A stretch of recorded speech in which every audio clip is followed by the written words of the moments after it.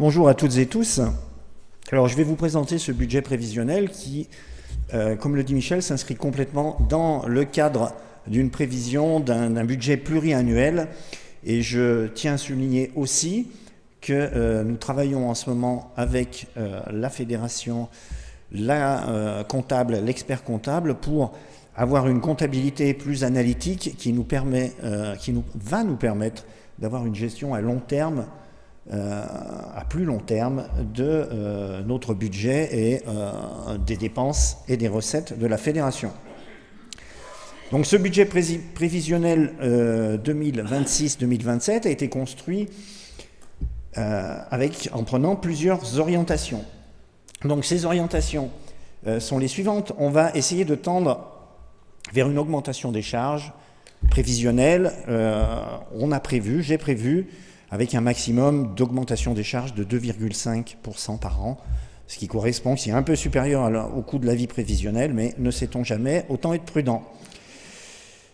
Nous avons aussi décidé, le conseil d'administration a décidé de ne pas augmenter les charges qui pèsent sur les territoires. La contribution territoriale et les taxes plan de chasse ne vont pas augmenter cette année. L'augmentation du timbre, en revanche, on va l'appliquer.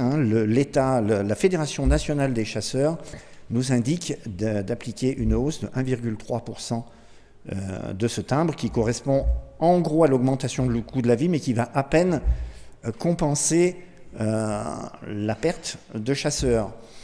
Mais disons que ce budget a été construit comme ça. Il faut savoir aussi que depuis cette année, nous avons négocié nous allons changer d'assurance de chasse, celle que vous pouvez prendre pendant la validation, avec un montant qui va baisser, donc qui va en gros compenser l'augmentation du timbre. Et je ne peux que vous encourager à prendre l'assurance qu'on vous propose lors de votre validation. Enfin, l'enveloppe dégâts, donc à 520 000 euros, comme l'année dernière dans le budget prévisionnel, nous étions passés de 570 000 à 520 000 euros pour l'enveloppe dégâts, c'est-à-dire le montant que la Fédé pense consacrer en 2026-27 à ces dégâts. Donc sur la maison de la chasse, on vous a parlé des travaux qui ont eu lieu, certains sont venus visiter la maison pour voir ce qui a été fait, et donc là nous allons faire une pause sur ces investissements. Il y a encore quelques bureaux à rénover et qu'on va reporter sur l'année 27-28. La dernière chose à intégrer donc dans ce budget prévisionnel, mais qui est transparent, c'est le nouvel espace du permis de chasser que nous comptons mettre en place. Le site actuel de la verrerie, d'accord. Et donc, du côté ça va se passer du côté de Roibon, et donc nous allons engager avec l'aide de la région, que nous remercions à ce titre, l'aide de la région que nous allons commencer à intégrer dans nos comptes pour lancer ce projet à hauteur de 150 000 euros pour cette année, sachant que ces dépenses seront compensées par des recettes à peu près de l'ordre de 150 000 euros. Donc le budget prévisionnel, il arrive. Donc avec un total de charges de 3 496 224 euros et des produits à 3 498 711 euros, ça nous donne un budget prévisionnel équilibré avec un léger surplus de 2 487 euros. Si on rentre dans le détail des charges, je vous laisse lire le tableau. Donc là, le principal est le poste de charge du personnel qui sont des charges fixes et maîtrisées, comme l'a dit Claire juste avant. On continue à maîtriser ce poste à 1 362 340 euros. Et puis il y a la dotation aux amortissements, les impôts sur les sociétés. Je vous laisse prendre connaissance de ce tableau global pour un total de 3 496 225 euros. Comment sont réparties ces charges? Donc, charge du personnel pour 39%, globalement stabilisé. Le principal poste de charge, c'est les achats et services extérieurs pour 45%.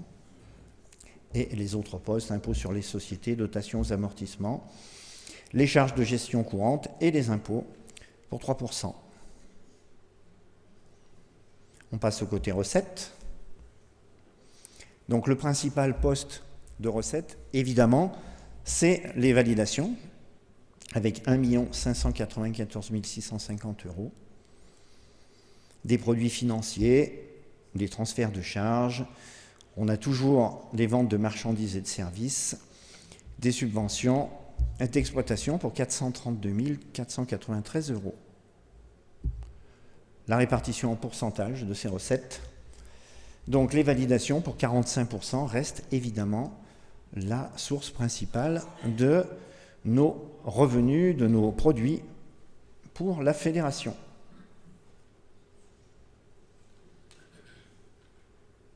Donc les subventions attendues pour 2026-27, les subventions sont, comme l'a dit Jean-Marc dans son rapport d'activité, peuvent provenir de l'Europe, de l'État, de la région, des subventions départementales et l'éco-contribution.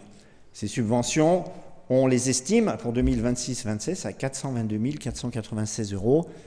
C'est une estimation, ces subventions, suivant le financeur. Elles peuvent être annuelles, elles peuvent être basées sur l'activité cynégétique. Certaines subventions sont versées avec des avances et d'autres subventions sont versées uniquement à la réalisation finale. Donc ça nous oblige à faire une répartition à la louche de ces subventions. Et je remercie Estelle qui a fait cette répartition. Pour l'année 2026-27, on devrait être aux alentours de 400 000 €.